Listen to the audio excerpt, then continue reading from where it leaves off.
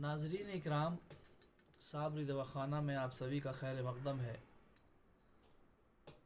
ये जो चीज़ मैंने आपको आज दिखाई है, दवाखाने के अंदर इस चीज़ का बहुत बड़ा रोल है।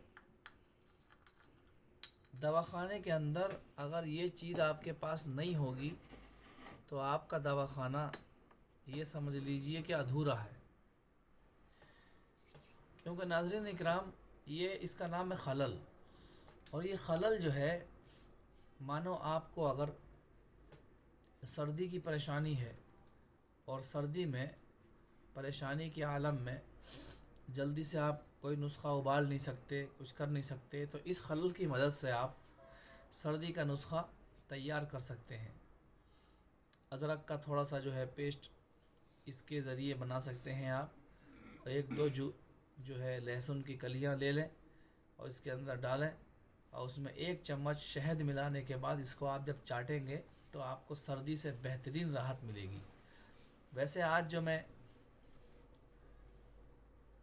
नुस्खा आपके लिए लेकर के आया हूँ, वो नुस्खा भी इन सर्दियों में सबसे ज़्यादा जो परेशानी हमें और आपको हो जाती है, पसलियाँ चलने की, और हमारे बच्चे जो मासूम बच्चे होते हैं छोटे छोटे, इन छोटे बच्चों को ज़्यादातर शिकायत रहती है कि उसकी पसलियों के अंदर घुर घुर की आवाज़ ऐसी आती हैं।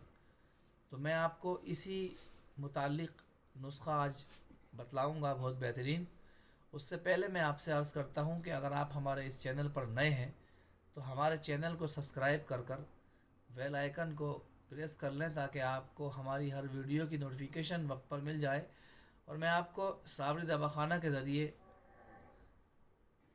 तमाम रामपुर वासियों को और दूर के भी हमारे अजीज़ अक़रबा जो हैं, जो इसको शेयर करते हैं, रामपुर वालों को इसलिए कहता हूँ कि यहाँ मोहब्बत वाले लोग हैं। जिन लोगों ने दवा ले रखी है और नुस्खे को खाया है, उनको फ़ायदा पहुँचा है, तो जाहिर बात है कि उन्होंने देखा कि हाँ, यहाँ से हमें जो नुस्खा लिया है, तो वो शेयर भी करते हैं वीडियो को।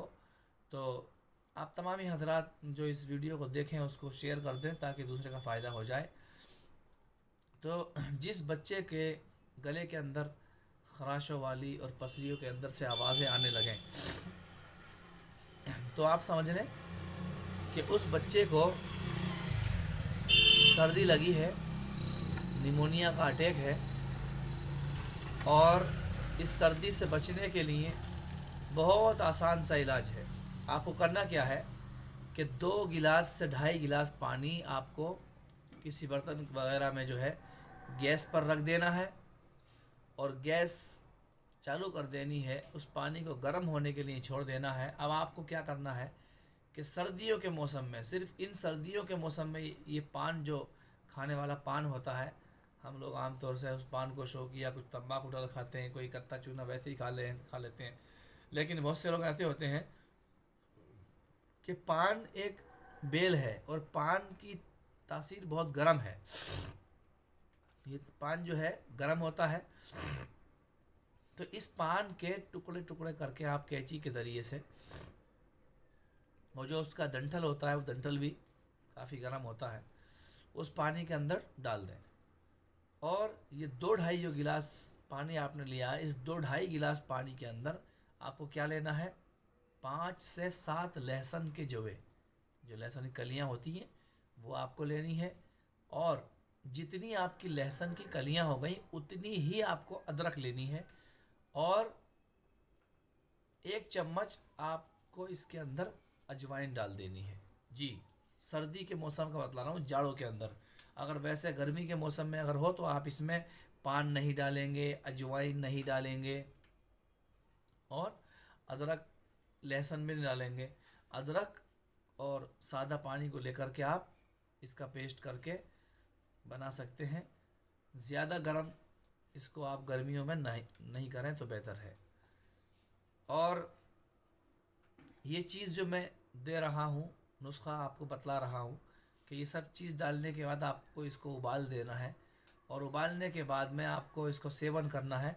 लेकिन ये ख़याल रखना है कि जो हामिला माँ बहनें होती हैं वो इस पानी से दूर रहें, وہ اس پانی کو نہ پئیں. میں اس لیے یہ آپ کو جو ہے مین پوائنٹ بتاتا ہوں تاکہ کسی کو میرے نسخے کا فائدہ ہونے کے بعد میں جو ہے نقصان نہیں پہنچ جائے اور وہ اس کی خود کی غلطی ہو.